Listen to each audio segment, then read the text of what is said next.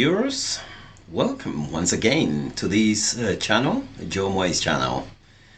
As we have seen from previous videos, I have explained that this is a channel which aim to discuss with you on ideas or matters relating our spirituality, relating who we are, relating where we came from, and relating where we are headed.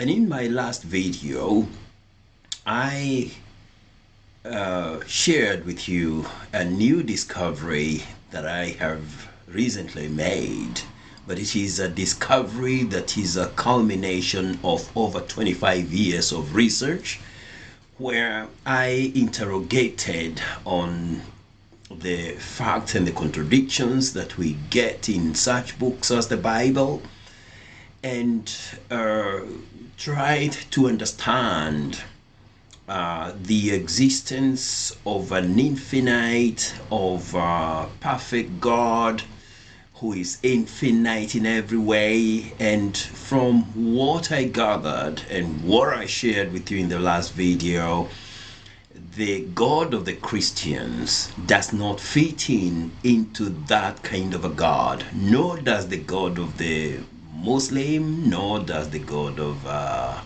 Hinduism, nor that the God of Buddhists. None of them fits in the category of an infinitely perfect God. And I know that when I say that, a lot of people will be judgmental. I know there are some who even think that I've joined the Illuminati, Freemason, and all that.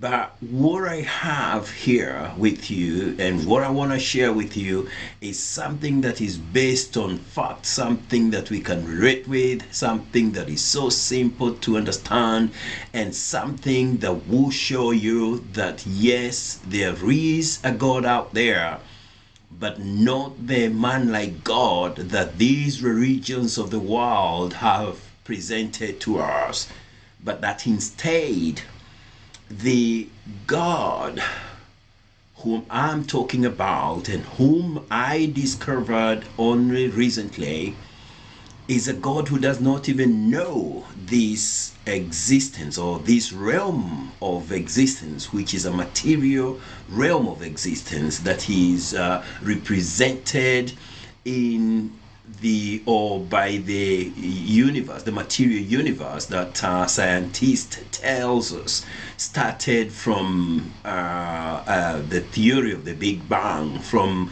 a very small insignificant something called a singularity that had infinite energy, infinite density, and infinite mass, which then culminated into what we see or we call the material universe, which is so huge that the farthest substance that is visible by the human equipment, the strongest, the most powerful microscope or telescope rather,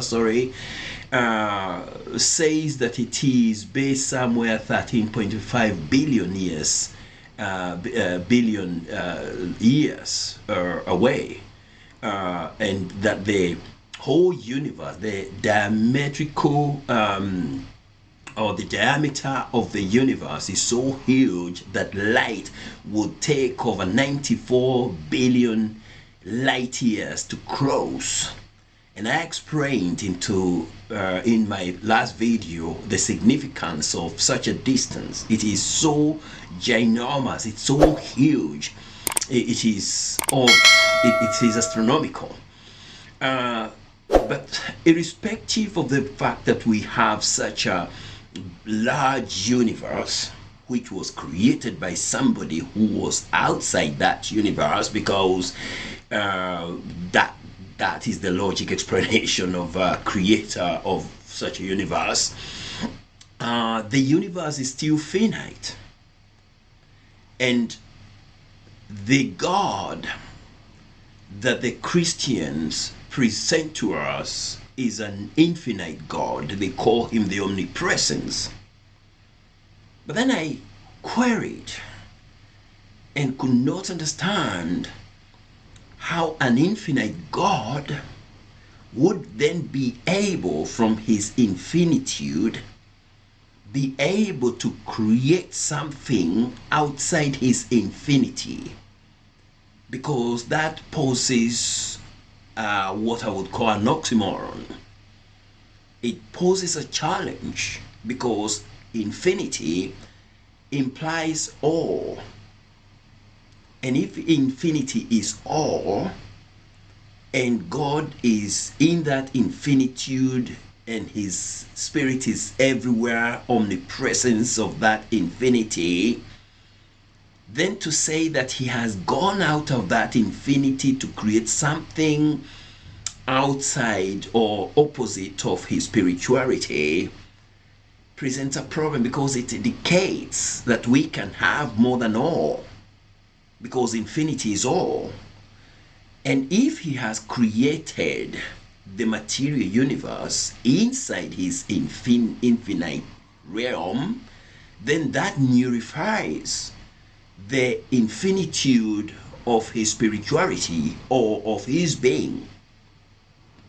And for me, that did not make sense at all. But there are also other qualities, because for something that is infinite, it has to be of one kind only. And because God is spirit, God that we are presented by the Christian is spiritual and spirit. And we are told that his spirit occupies everything in every way, which implies that it's omnipresence. Then anything else in that omnipresence of spirituality that is the opposite of spirit, like matter, would nullify the infinitude of that spirit. And that then poses a challenge. And I would like theologians to come here and explain to us, or explain to me, or give me a reconciliation to that. How do we reconcile that? And we can very well say and quickly hide underneath a thought that God is based in a different dimension of consciousness than our consciousness. But again, because of his infinitude, which again implies all, his presence would have to occupy all dimensions. And there is therefore no real dimension that he would not occupy.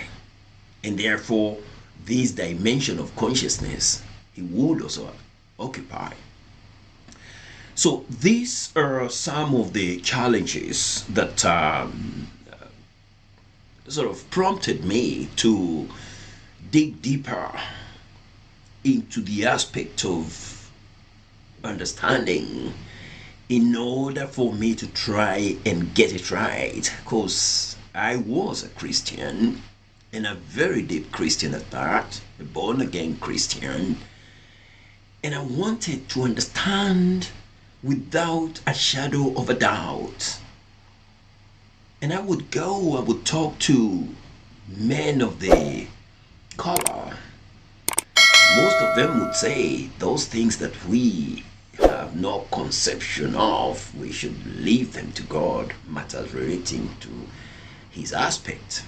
But I wasn't satisfied with that, because in the same Bible, God is telling us, come, let us reason together.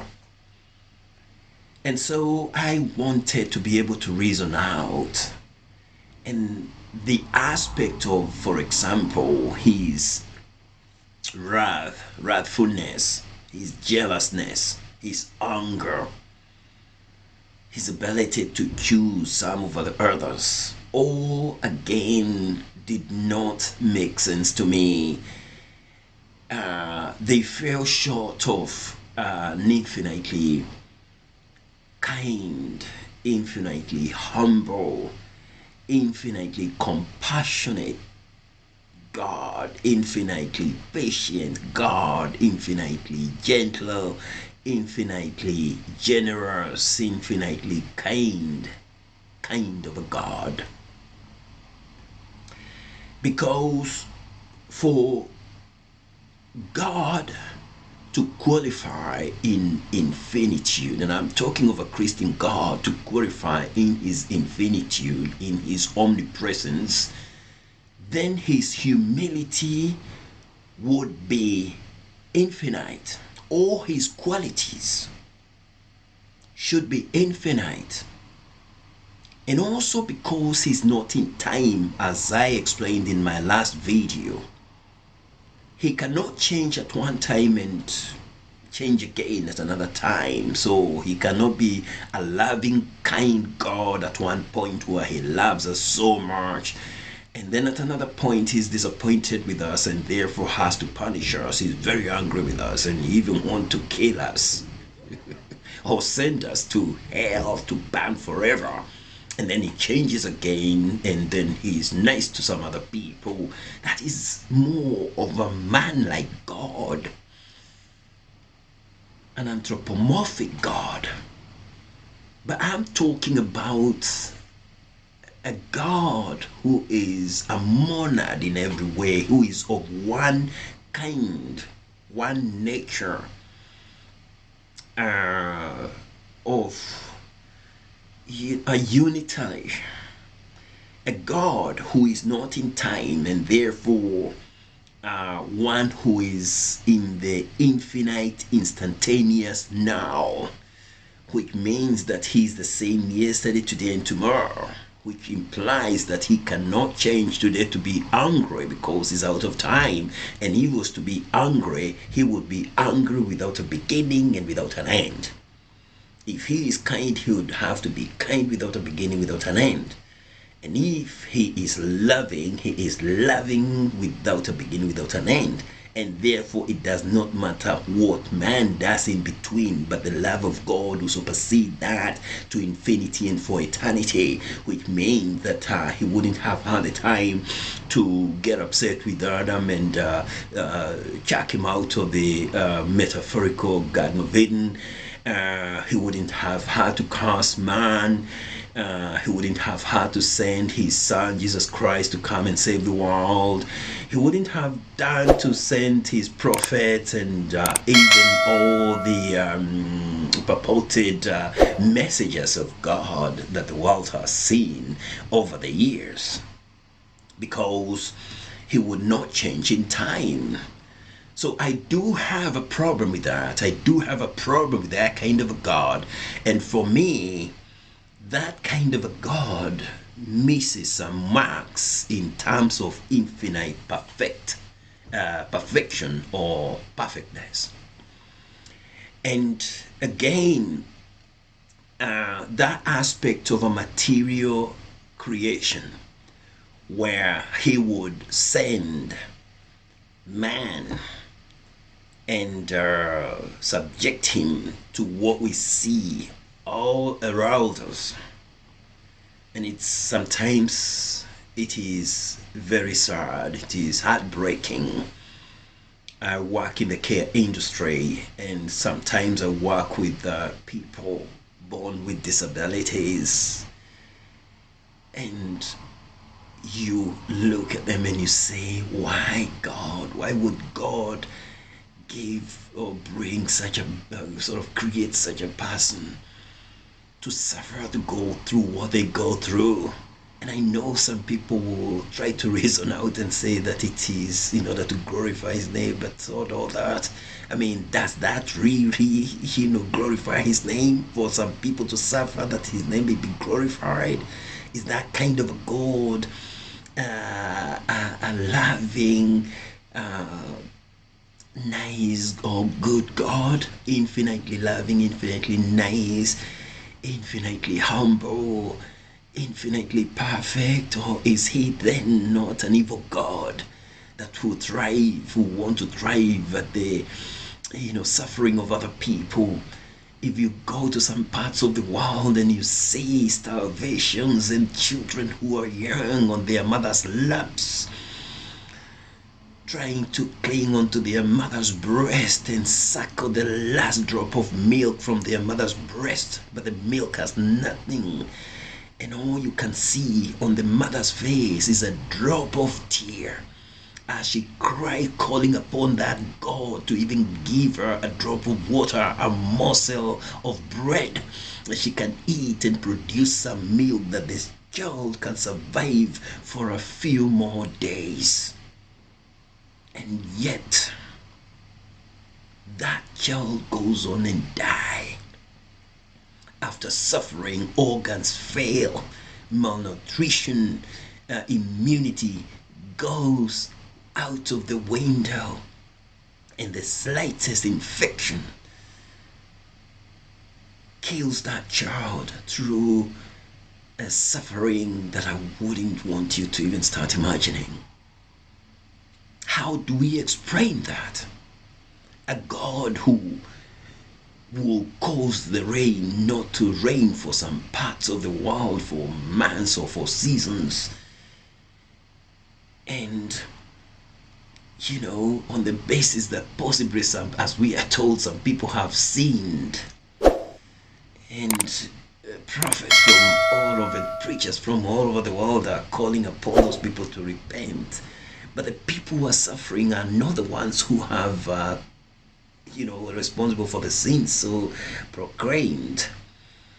And then people cry, people humble themselves, they fast and do all sort of things, and after God has purportedly heard their prayers, he sends out rain, and it rains cat and dogs, and there are floods, and people are killed by those floods, people die, mass slides and all that sort of thing. And again you think, oh my goodness, what kind of a God is this? Is he really in control of all this? I mean, can't he do it in moderation? Is this also to glorify his name? And so a lot of these things failed to make sense to me until I came to this crucial discovery that I'm talking to you about. A discovery on a God, excuse me, that is infinitely perfect. And my God, whom I call the absolute being, and whose spirit I call the infinite universal intelligence, is a God who is not wrathful. He cannot be angry. He cannot be jealous. He cannot send or make hell for his children or his creation to begin with, because he's perfect. And everything that he has made, he has made it perfectly, because he has made it in his likeness and in his image, in his idea, which is perfect. And that God is real.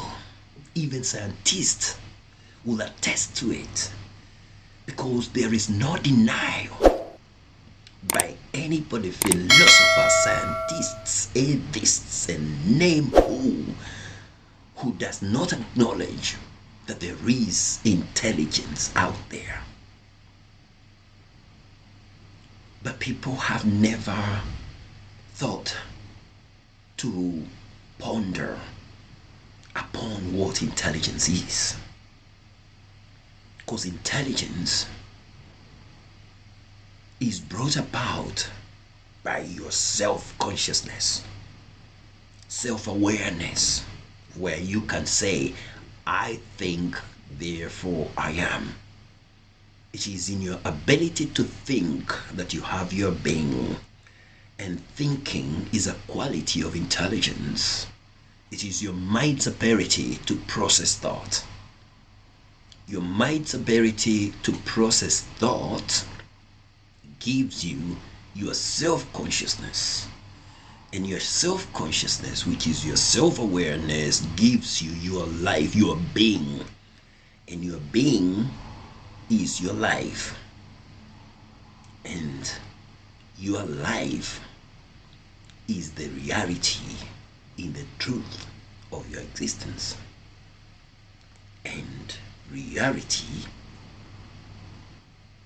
is existence, and existence is real, and you are the truth in between reality and existence. And therefore, my fellow listeners, there is this new discovery that is so interesting, and I'll continue talking about it. And if you have any questions, if you have anything you would like to share, go ahead and make your comments. But keep subscribing and sharing with your friends, and I will lay it down to you very clearly. And my work is not to try to sway you or persuade you to join this new, wonderful, superior God, but it's for you to be able to think and ponder upon the things that made me want to know if there is any more than we have been made believe. Until next time, adios amigo.